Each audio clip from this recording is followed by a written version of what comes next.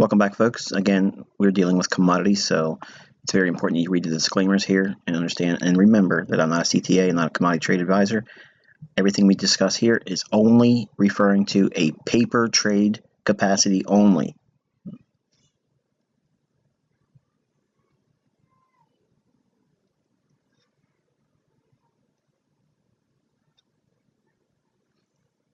Okay, welcome back.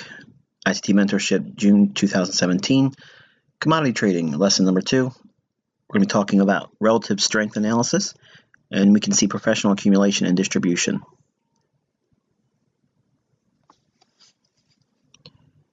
Okay, when we deal with commodities, there's two main camps or groups of markets that make up the commodity market, and it's the agricultural and the financial market.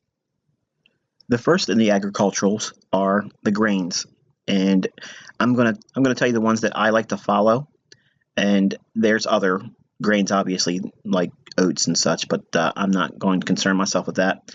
For the grain markets, we have corn, wheat, and soybeans, and they trade on the Chicago Board Trade, and it's an exchange for the grain markets.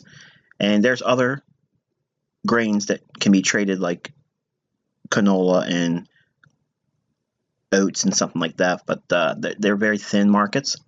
But these are the three that I historically, as a commodity trader back in the early 90s, these are the three I actually started to follow a lot. Out of the livestock sector of the agricultural markets, we have feeder cattle, lean hogs, and live cattle. Out of the foods area, we have cocoa, orange juice, which is kind of thin, but I include it when it's really a freeze, like in Florida. If there's an issue with the crop down in Florida, it's a really fun market to be trading in. But otherwise, orange juice is kind of thin, but I include it because it is one of my favorites to watch for that very reason. Coffee and then sugar. And in the fibers, we have cotton. Now there is lumber market, but it's kind of thin as well. And out of the financial instruments, we have the debt instruments, which is the 30-year Treasury bond, 10-year Treasury note, and the 5-year Treasury note. The currencies, the COMDALs here we see Aussie dollar, Canadian dollar, Japanese yen, British pound, Swiss franc, Euro dollar, and New Zealand dollar. The metals, we have gold, silver, and high-grade copper. Now, there are two other metals, palladium and platinum, that I did follow early on in the 90s, but I just fell out of interest in it, and these are the three metals I like to follow. And in the energies, obviously, we have crude oil. So when we look at the commodity market as a whole, this would be your basket of commodities to follow. Now, much like Forex, there's a nice sample size to choose from, which one you want to be trading and which one you may want to be a specialist in. I liked the Treasury bond in the currency markets and dabbled in gold and silver and copper when there was a real strong tendency for it to move. In the agriculturals, I liked soybeans, wheat, and feeder cattle and live cattle. And on a seasonal tendency, I liked the lean hogs. I traded cocoa, orange juice, coffee, sugar, and cotton.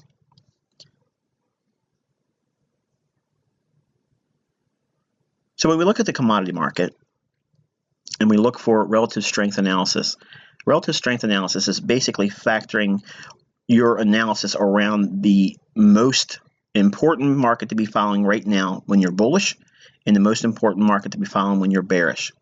And there's really two simple ways to come to the conclusion of what that is. As you know, the dollar index is like the king. Okay, so the greenback is the king. So what the dollar does sets the tone for everything else, especially when it comes to commodities. So if we look for the dollar index to be trading higher, that's going to put pressure on the commodity prices.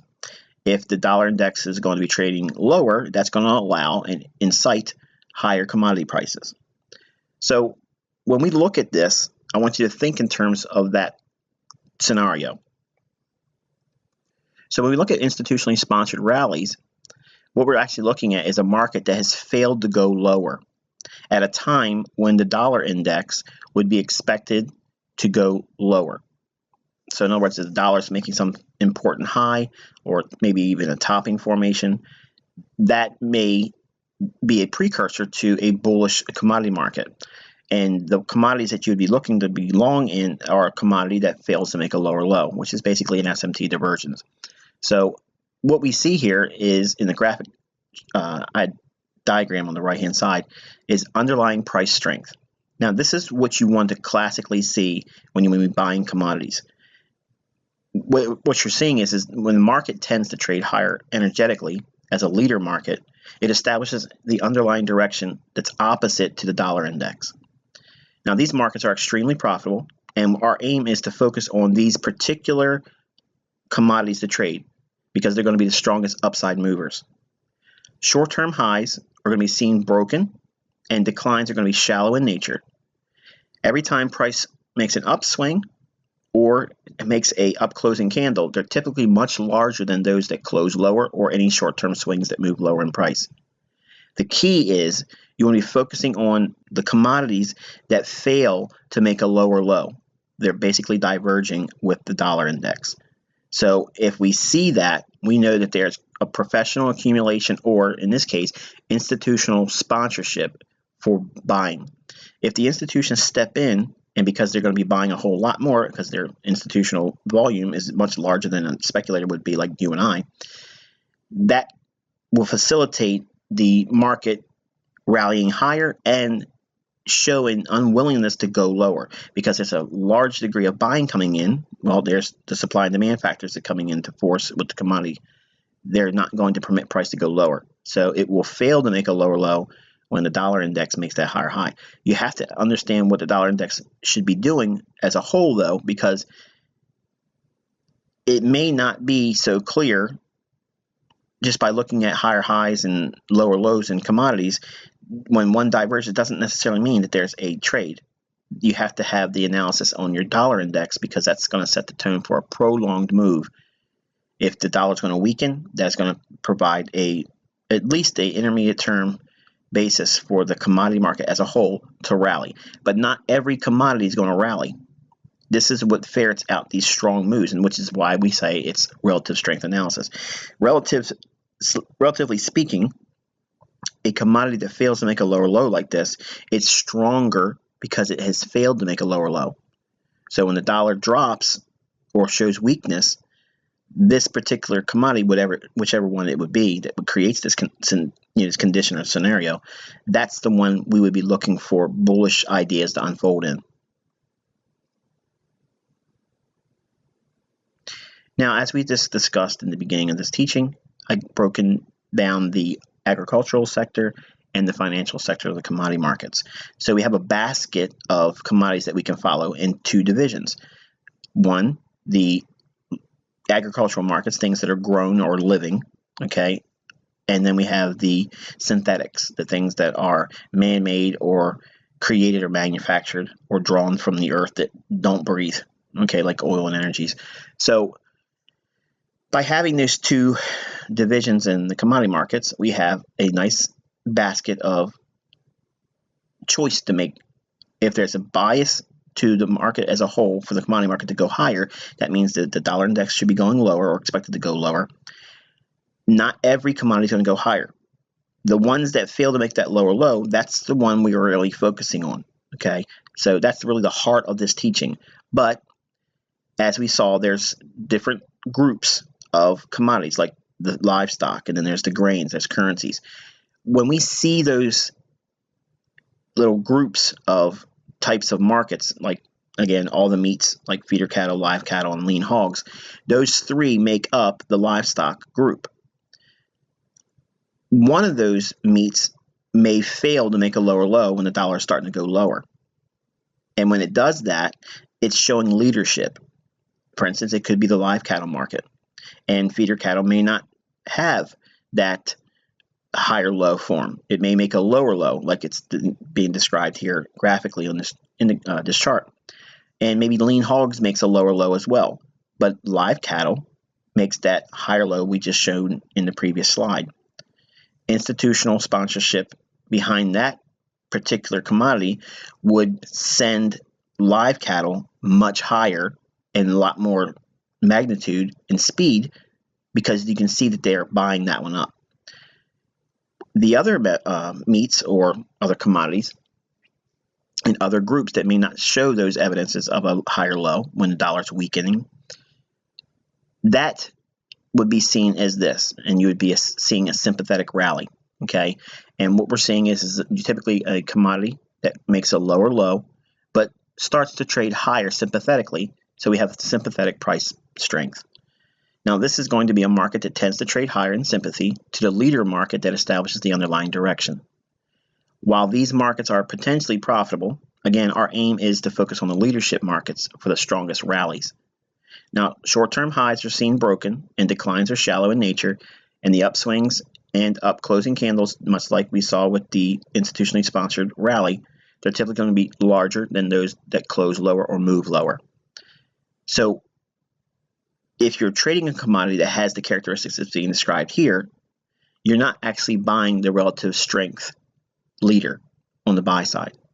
You're actually buying a sympathetic rally or the sixth sister of the group. Okay, and not that you can't make money doing that, because you can see that many times those moves will be moving in sympathy and moving in tandem, but at a lesser degree in terms of speed, magnitude, and it will be more lethargic. It may get to objectives that you trade and reach for, but not as strong and as quick and as efficiently that you would be seeing it with the leadership. Obviously, the opposite is seen here. Institutionally sponsored decline. It's a market that tends to trade lower energetically as a leader market and establishes the underlying direction opposite to the dollar index. These markets are extremely profitable, and our aim is to focus on these markets as they'll be the strongest downside movers.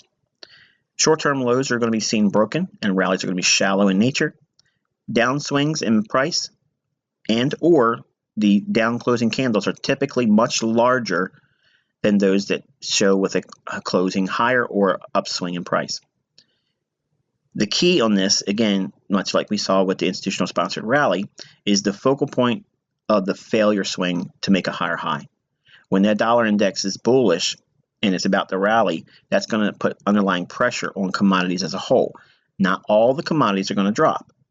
The ones that fail to make a higher high, they're going to be leadership on the downside. So they're going to be showing underlying price weakness.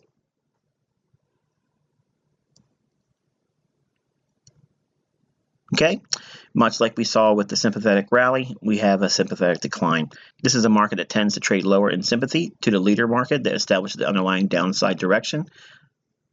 While these markets are potentially profitable, again, our aim is to focus on the leadership market for the weakest declines.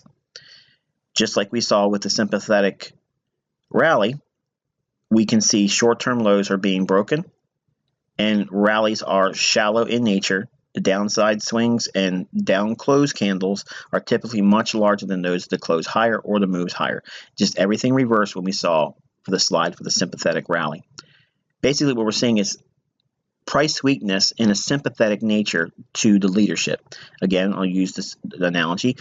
Say the soybean market was the leadership issue on the downside. It failed to make a higher high.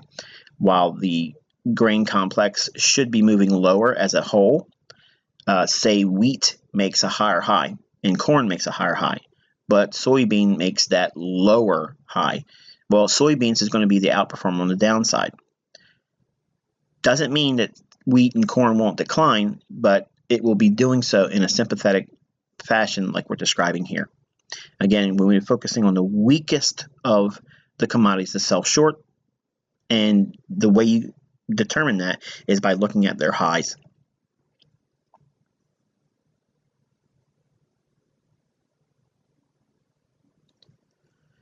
All right, so let's go through the commodities as a basket, and we'll start ferreting out what we see generally when the dollar index is giving us indications that it wants to move higher or lower.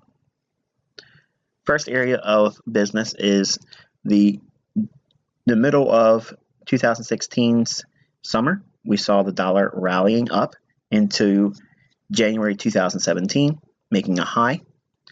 And then we saw post-January 2017, we've been seeing continued weakness on the dollar.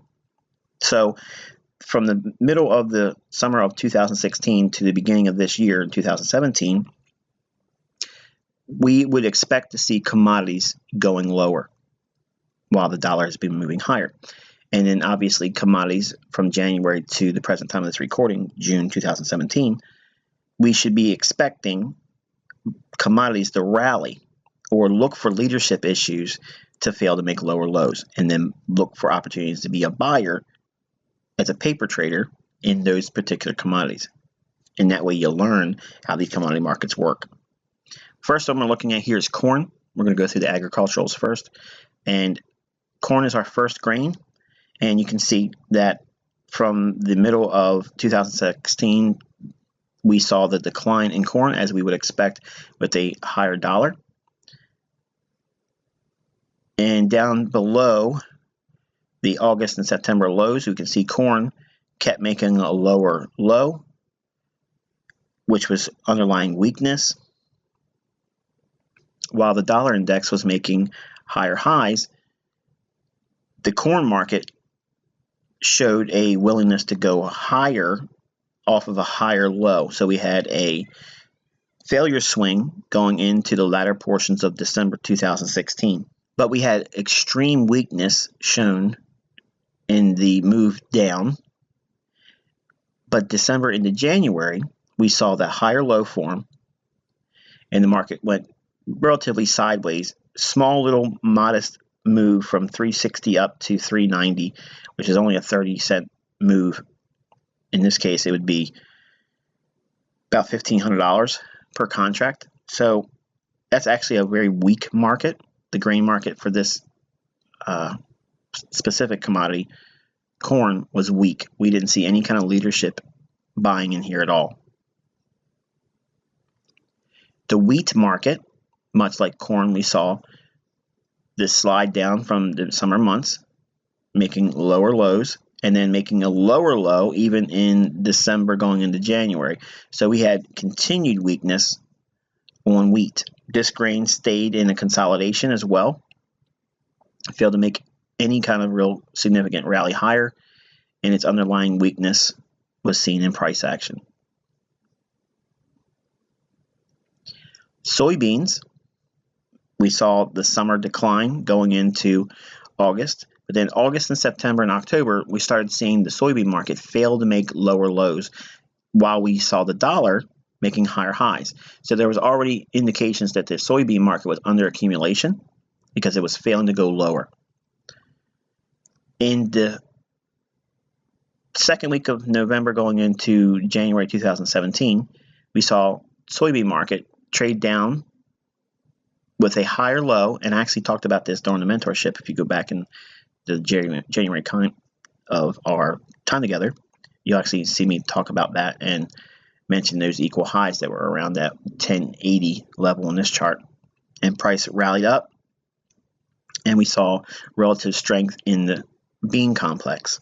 So soybeans across the grains group was the leadership issue. So soybeans were strong. So if you were looking to be a buyer in January when the dollar index was making significant reasons to look for a lower move in the dollar, that's going to allow commodities to rally. Soybeans in this case rallies about $4,500 per contract in terms of a move. The next one, we're going into the livestock group now. Just like we saw in the previous commodities, we saw the decline from the summer months going down into the fall end of the year. But then we started seeing some accumulation seen in the middle of October going into the first week of December. So while the dollar index was making higher highs, the feeder cattle market was failing to go lower. So it was already showing signs of accumulation. If it's not going lower, there's only one reason for that. That means that they are under accumulation and they're buying it. Who is? Institutions are. Large traders, big players.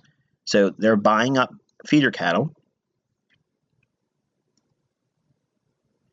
And notice that we're seeing short-term highs being broken and more short-term highs being broken. And then at a later time in March, when the dollar creates another intermediate term high and starts to sell off, we have that February-March time period where the feeder cattle market trades right back down into a bullish order block. So we have the accumulation pattern seen here, but early signs were already shown that they were accumulating the feeder cattle market. Feeder cattle actually developed a premium, which we'll start teaching later on in this week, but the price of feeder cattle actually went, in this case, parabolic, and it was very strong as a result of that, because we saw price show signs that it's wanting to not go lower. It was breaking short-term highs. It was under accumulation, and then at a later time when the dollar index was ready to sell off again in March of 2017, that provided another buying opportunity for feeder cattle. Notice also the last half of February going into March, the dollar index was making higher highs around that 102 level. But that last portion of February going into March on feeder cattle was making a higher low. Again, that same accumulation pattern it's being seen there, but it's also occurring in a previous bullish order block. So we're blending PD arrays discount with the context that we should be seeing higher commodity prices. This one fit the bill because it had everything in favor for it. What does it translate into? This move here from the buy all the way to the high is over $19,000 per contract of a move. Not too shabby. All right, the next one in the livestock complex is lean hogs.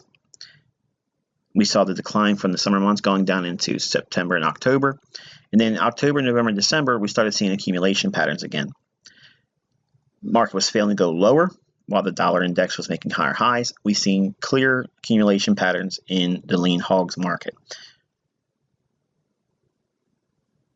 Later on in 2017, we had another opportunity for the dollar index to sell off, trade up into a premium array, filled in a liquidity void. Price trades lower on the dollar index, which is going to allow bullishness for commodities again. We can see in the lean hogs market, the market trades back down into a bullish order block, and we have a subsequent parabolic rally from the 68 to 81.5 cents for lean hogs, and that means about $5,600 per contract. The last one in the livestock group is live cattle. Price trades down from the summer months into October, making a low, and then from October going into November and December, we see accumulation occurring again in here. While the dollar is rallying, the live cattle market is failing to go lower, so they're under massive accumulation. Same scenario we said earlier with the March high in the dollar index, creating a sell-off. There's a buying opportunity in the live cattle market. Trades down into a bullish order block, rallies away, and again, much like we saw with the feeder cattle market, live cattle futures were very, very strong. It translates to a move of $12,000 per contract. All right, now we're going into the foods, and the first on our list is cocoa. Cocoa is clearly under a lot of distribution. It had a bumper crop. There was no real shortage of cocoa, and there was no impulse for the supply and demand factor to be swung to a shortage. So there was lots of supply of cocoa, which provided this consistent decline on the price of the cocoa futures. So we have no real indication that this is under any accumulation whatsoever. And our analysis comes away with cocoa is very weak. It's not under accumulation, so this would never meet the criteria as a buy while the dollar is dropping. Coffee, same scenario.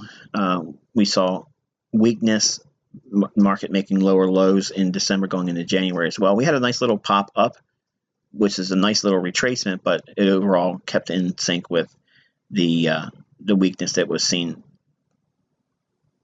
So coffee here was weak as well. And sugar is our next one. Again, we see in November going into the middle of December, we see sugar making lower lows. We have a small little divergence at the lows that saw a rally up, but when we got back up into February, March, that found its weakness after coming up into a premium array or bullish order block around that 2050 level, and just could not find any more bullishness. So in this case, we can see kind of like a mixed signal. So you could have looked at it as weakness, and then the last little portion of December going into January, that higher low, while the dollar index actually made a higher high, it's a divergence. That would be a failure swing.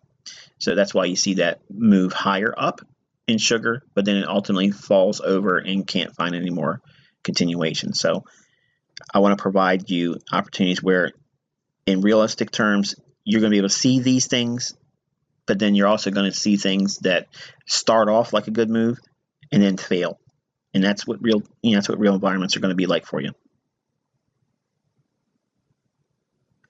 So in this case here, sugar was weak. Okay, we're in the fibers group, and we only have cotton in our basket of commodities to be worrying about. The slide from August down in September, after an initial rally, trades back down into a bullish order block at September. Dollar is rallying, cotton's not going lower, and you start seeing successive higher highs, higher lows. Every short-term high is finding its way broken with no problem at all, and bullish order blocks are supporting price. So we can see clearly that this commodity is under accumulation. So in this case here, cotton was a very strong commodity at the time when the dollar was weak. As a result, the move that transpires is over $8,000 per contract. Okay, now we're in the financials. We're looking at the 30-year Treasury bond. And I'm actually going to talk a lot more about bonds in the bond trading week. So you're going to see something in this chart that, if you're a student of mine, obviously you're going to know right away what it looks like and what we should be talking about. But we're going to keep in general terms just for the commodity portion of this month. So we see the market making lower lows here, underlying weakness, and the bond market has been weak. We've only really traded in a consolidation, haven't really made any significant moves higher, which has been the catalyst, I believe, that why the markets are so fickle right now. We've had so many issues with finding sustained moves in the foreign exchange market, and it's going to be translated by looking at the chart here. You can see clearly that the market for the bonds have been range bound, and they haven't really moved much at all. And then we have the 10-year notes, same thing. We see underlying weakness. 10 years is weak as well, and we only saw a consolidation transpire since then. And 5-year notes, we actually saw weakness and then further weakness in March, and we've consolidated since then, so nothing's really happened in debt instruments. And again, interest rates are what makes the markets go around. So if you're a currency trader, it's going to put a damper, if you will, on how we see sustained moves in the currency markets. Speaking of the currencies, okay, the first on our list is the Australian dollar. Looking closely, look at the highs on the dollar index going into January. We made that higher high in the dollar index. We made that failure swing to go lower on the Australian dollar. If you go back in the January month, you'll actually see me talk about that very particular thing. There was weakness seen in the dollar index at those highs, and we saw accumulation come in on the Australian dollar at those lows. Incidentally, Australian dollar was strong with a differential. So the interest rate differential was a bonus for this one. So that's why we saw this nice extrapolated move to the upside. The next one on our list is Canadian dollar. Now this one here had basically an equal low, and it started off with basically a modest bullishness to it, but finally gave up the ghost in February and rolled right back over and followed suit with the dollar index, which again is kind of weird because the dollar index and Canadian dollar moving together makes it difficult. All right, so we have the Japanese yen next. Again, look very closely at the dollar index. We made a higher high going into January, but we have the higher low in the Japanese yen. That's the accumulation that's seen by way of institutional sponsored rally. So we can see the market was making short-term highs, breaking those short-term highs, and order blocks that were bullish were being supporting in price. So yen in this case was very strong. So this was our leadership issue as well for the currency market. So it's Australian dollar and yen so far. Okay, we have the British pound here. This one has been lethargic. We have a slightly lower low going into January from October. No real accumulation in this pair at all until we got around to the March time period when March creates the high in the dollar index. Then we saw the opportunity for the cable to start rallying from that 122 level. But overall, the pound market has been weak. Okay, the next one here is the Swiss franc, and look closely. Again, you'll see that failure swing. So we have institutional sponsorship rally, higher low when the dollar index makes a higher high. Weakness in the dollar index should see the foreign currencies rally. They're COMDOLs, they should go higher. In this case here, we see the Swiss franc do that very thing and go higher. And at the March time period when we saw the dollar index create a high, we had another intermediate term low on the Swiss franc, and it rallies again. And then in May, last month, where we saw the dollar index trade up and close its fair value gap as a premium array, the Swiss franc creates a turtle soup long and closes in its fair value gap seen in the month of March, and then rallies higher. So we have a very strong Swiss franc as a result. So we have the Australian dollar, the Japanese yen, and the Swiss franc as our leadership issues. And then we have the euro dollar. We have a higher low also on this currency. So this one here, we look and see we have short-term highs being broken and all premium arrays being broken on the upside, and then supporting price at the discount arrays. So every bullish order block, we see price being more accumulation and more rallying. So euro was very strong here as well. And last in our group of currencies for the COMDOLs, we see one more instance of a currency that had a differential. The interest rate differential was a plus for this one as well. So in other words, if you buy the New Zealand dollar in Aussie, it paid you a interest rate for holding onto it for carry trade purposes. And those two currencies were actually the leader of all the interest rate differentials at the time for this beginning of this year. And with this higher low, which is institutional sponsored rally, at the time when the institutions were looking to sell short on the dollar index in January, made a higher high in dollar, did not see that lower low that we expect in the New Zealand with a differential as well. So here was Kiwi as an upside leader as well. Okay, moving over to the metals. Okay, we have another similar situation here where the gold market was failing, and we talked about this in January too.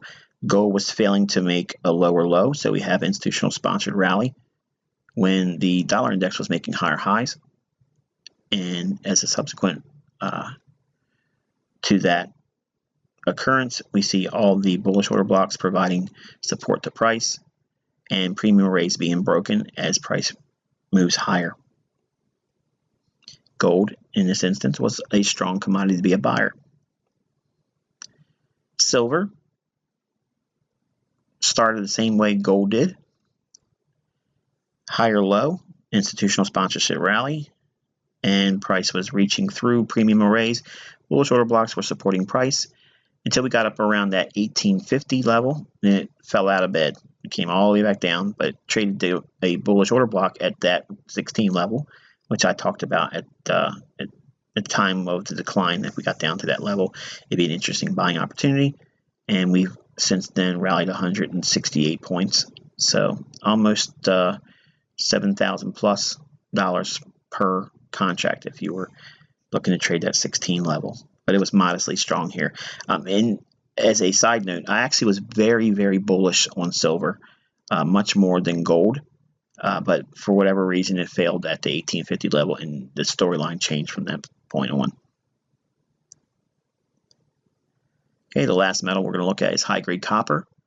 And you can see the accumulation that was really underway in September and October, failing to make a lower low. And finally, this exploded on the upside. And copper here was a very strong metal as well. And finally, for the energy complex, in our commodity basket, we have crude oil. And crude oil was failing to make lower lows as the dollar index was rallying. And this particular energy was under accumulation around the $43 a barrel mark, and then finally rally up. And you can see crude oil was a strong commodity as well.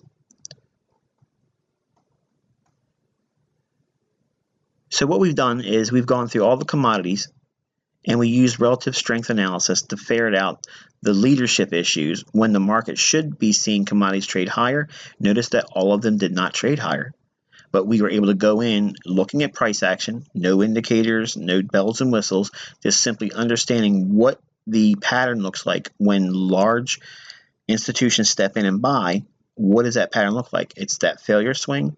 It's the fact that short-term highs are being broken and premium arrays are not respecting anything in terms of offering resistance.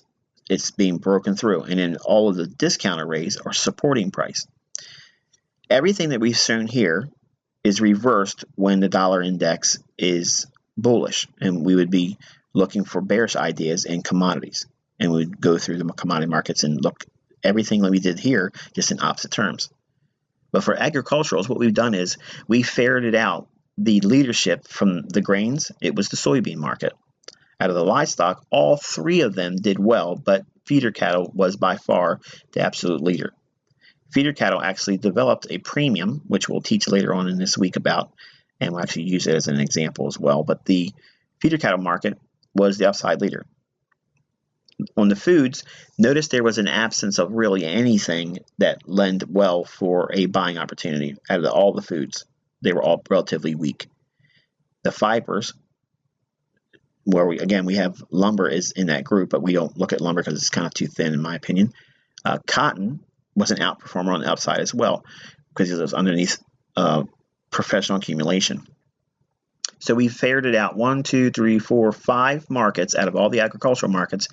Our trading patterns and price action analysis concept helps us find where the leadership issues are going to be as a buying opportunity. Financials, we didn't see anything in the debt instruments, and I've been saying this all year long, which is the reason why the markets have been pretty much next to untradeable. The currencies, we see that Australian dollar, the yen, the franc, the euro, and the kiwi were all upside leadership. In the metals, all three of them did very, very well here. Silver was the weakest sister of them all, admittedly, but gold was the outperformer in my opinion. We did have a lot of strength on copper, but you only had one real opportunity to get in that one. So that's why I'm saying gold was the outperformer, because gold gave you a couple different instances to get in. And lastly, in our basket of commodities is crude oil, and we saw that one also provide a nice opportunity to be a buyer. Nothing really to compare it to. It used to be heating oil and unleaded gas and natural gas I would look at when I was actually looking at commodities as a major asset class, and that was the only thing I was trading at the time. But if you're going to have a basket of commodities to watch, I think this is a very good one. It's well balanced, and it gives you a nice universe to work within. It gives you an ability to work within multiple groups to look for leadership issues. And as we indicated and shown here in this teaching, not all commodities are equal. They're not going to perform the same. You have to have tools and concepts to go through and as a process, eliminate the ones that are not performing as you would expect in price action, and focus on the ones that are giving you that fingerprint hallmark signature that there is huge accumulation underway and or distribution. So by using this concept, it will help ferret out all the better moving opportunities when the markets are predisposed to go in one direction or another. Until next lesson, I wish you good luck and good trading.